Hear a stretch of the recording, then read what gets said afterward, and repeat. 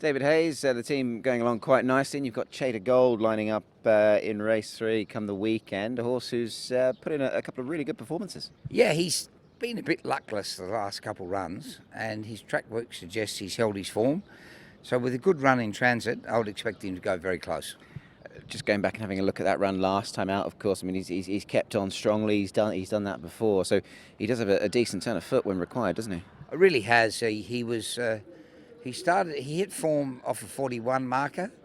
I think if he got to 39, he would have been the best thing for 2 years. But he's a horse going forward, and hopefully he can get the job done on the weekend. He seems to gel with Harry. Harry seemingly gets on quite well with him, and obviously the trip, no concern.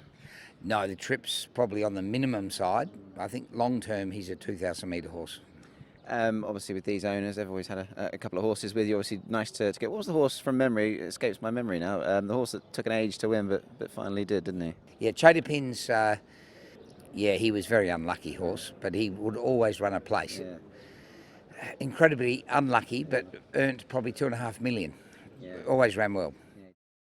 Sar Ladies person. Now you're riding Massive Sovereign. Now I know this is a horse that you've always had a whole stack of time for, obviously because he is your second Derby winner here in Hong Kong, but you must be looking forward to getting back on him.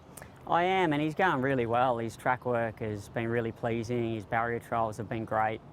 He's in a really good frame of mind, and I'm just looking forward to getting him back to the races. Obviously, what he did to win the Derby was phenomenal, hadn't been done before.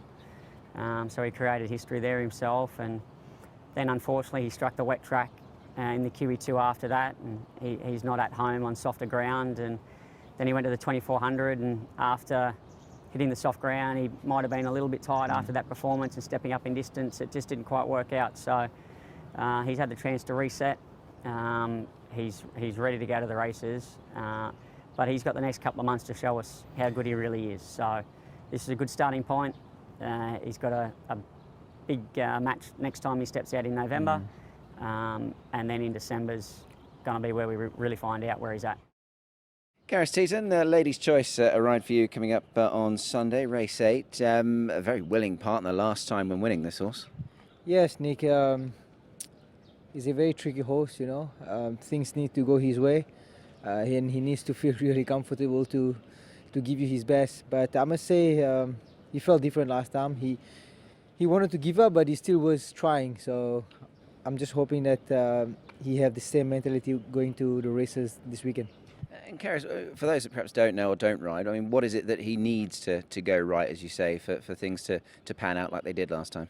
Well, you just have to try to keep him as smooth as you can.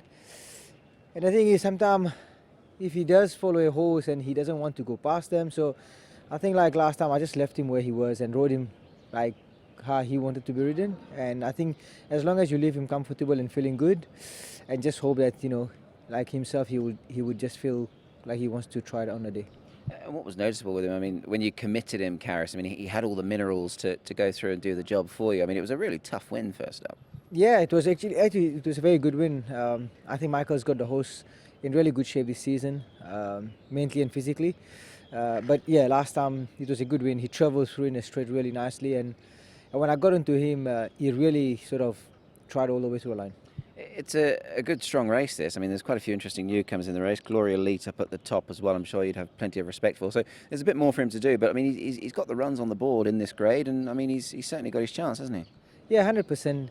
You know, if you look at through his form as well, you know, I felt like he's run behind some really good horses too. So, you know, he's a horse that have the ability. It just depends on, like, you know, how much he was willing to try. But I think it's a nice little race for him to be competitive. He's going to have to overcome the draw, but he's used to that. Yeah, he certainly is, and obviously Gate 11, the draw you allude to. Just on yourself personally, there's going to be another trip down to Australia. You've got to ride in the Melbourne Cup this year. You've been making quite a few trips down there. I imagine you're enjoying those. You'd enjoy them more if you could ride big race winners, but nice to have a ride in the big race. Yeah, thanks, Nick. It's great to be down there in Australia, getting this opportunity. Even those horses, you know, they are not like the hot favorite, but you know, it's still a good opportunity for me to go there, meet new people. Who knows, maybe in a later future something good will come up, but I'm really appreciating all the support I'm getting, so looking forward to go back and ride in the Melbourne Cup. Excuse my ignorance, but is this your first Melbourne Cup ride? Yeah, it's my first one. I don't think we can get offered every year, but yeah, it's a great. I've always, I think since I've moved to Hong Kong, I've always sort of looked at the race and always wanted to go down there. But it's great for the opportunity. You're riding a horse called Mostly Cloudy. I had a look through his form. It's the ex-UK horse.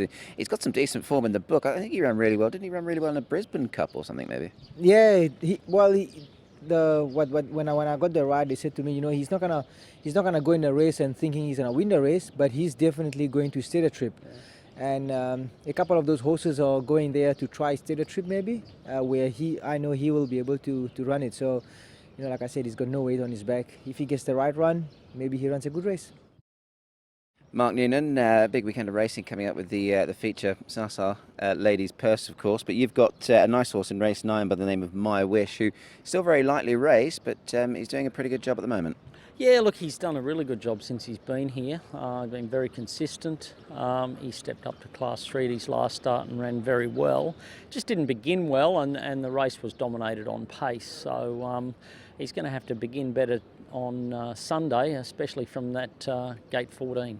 Yeah, not ideal. Just on that run last time, I just noticed watching the head on, he ducked out a little bit, didn't he, in the straight? Probably maybe a few signs of immaturity still? Yeah, that's all. And I think, he sort of had to push his way clear. He's only a small horse, so it probably took him a little while to get balanced.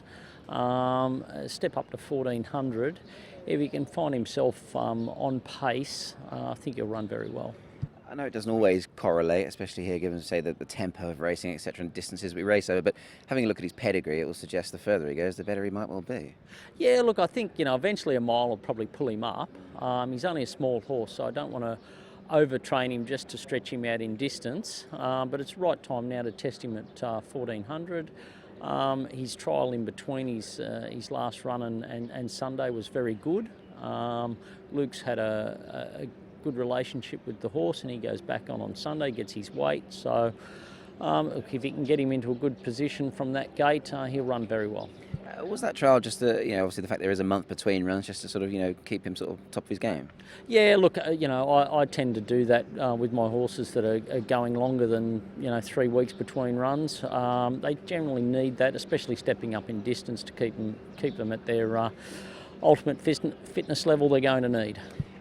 Mark, he's at one end of the spectrum as far as age is concerned. He's a 4-year-old, but you're becoming a pretty dab hand with some of these older ones. I must congratulate you on Ride Honourable. I mean, it probably, it's not going to sort of go down in history as the strongest race ever won, but great to see a 10-year-old win during the week at Happy Valley. Yeah, look, I get great enjoyment out of it. He was in really good order, and he just needed a race where they went quick enough early for him, because he's pretty one-dimensional. And, his previous couple of runs when he ran on to run third, they just didn't have the speed in the races to make him a winning chance, but he got the job done. Look, there may be one more race for him before retirement, but we'll just wait and see how that plays out the next couple of weeks. Yeah, I wanted to ask you about a possible plan. Obviously, there isn't too long left with him, given that he is obviously bred in a certain hemisphere, but it would be good to see him again for sure. Yeah, look, there's another race in 3 weeks, and look, if he maintains his level of fitness and enthusiasm, we'll run him one more time, and then it'll be off to retirement for him.